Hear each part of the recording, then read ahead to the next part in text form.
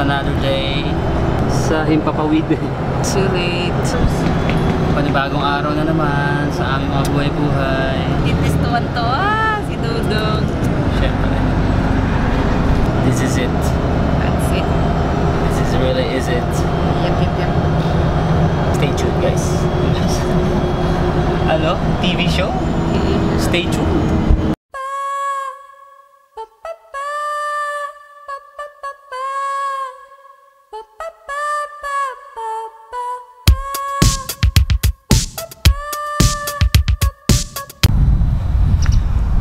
Guys, hi! This place is ano talaga paradise pag summer no?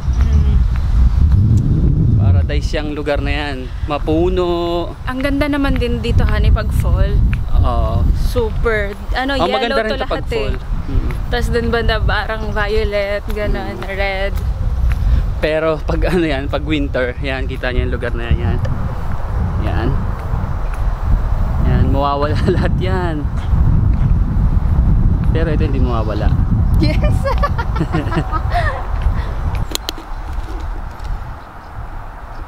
Ano yan, mahal? Red currant.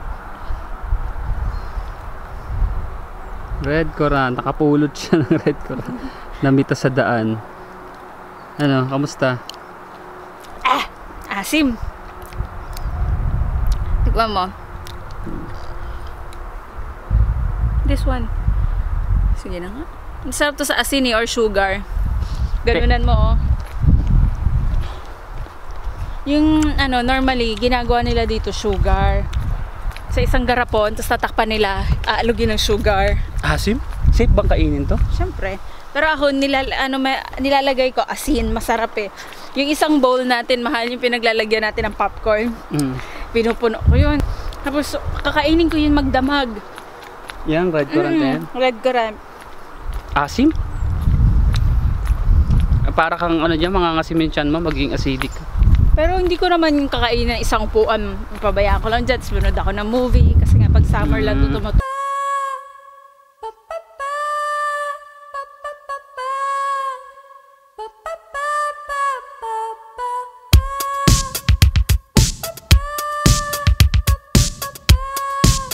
Ito ang view ko, pabaliktad ako. Siya pa ganito, ako pa gano'n. Wala naman magawa yung asawa ko. Yan, sige. Pagtripan na naman yung ilong ko. Kita yan. Ano papalama dyan, ha? Tatanggal yung ano mo. Tingin-tingin. Hindi kami makapag-desisyon kung bibili kami ng KFC. Kaya ito ang gagawin namin, magto-topic kami. Yes. Topic ba tawag doon? Bato-topic. I'm so tired to cook. Ayan, para kung sino mananalo. Ano bang pag nanalo ka, ano mangyayari? Hindi tayo bibili. Pag nanalo ka, Pag ako nanalo, bibili tayo. Sige.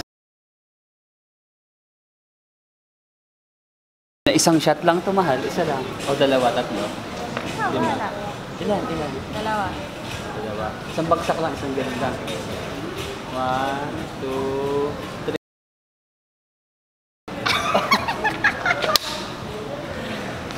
KFC tayo. KFC. Panalo siya, KFC kami. Bibili kami KFC ngayon dahil siya yung nanalo. Tuwan-tawa, bibili siya ng KFC. KFC. Ilang bucket ang gusto mo? Huwag naman bakit, mahal. Hi guys! So, nandito na yung KFC. Si Dayo nauna na kasi kakain daw siya ng rice. So, sabi ko mauna na siya para makapagsaing na siya ng rice.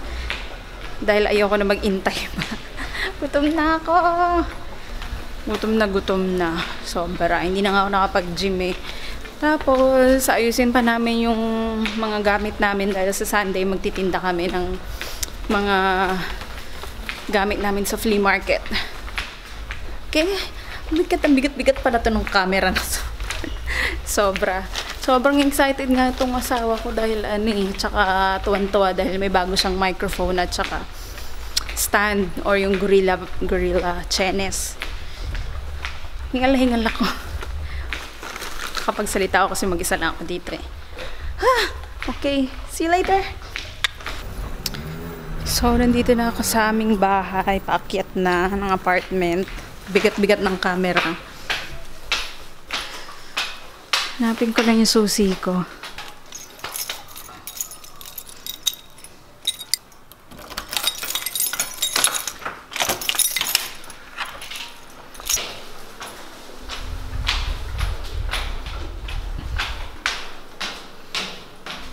So, nauna na ang aking asawa dahil magsasaing daw siya. Mostly, hindi na kami nagkakanin eh. Pero dahil may chicken, kakain daw siya.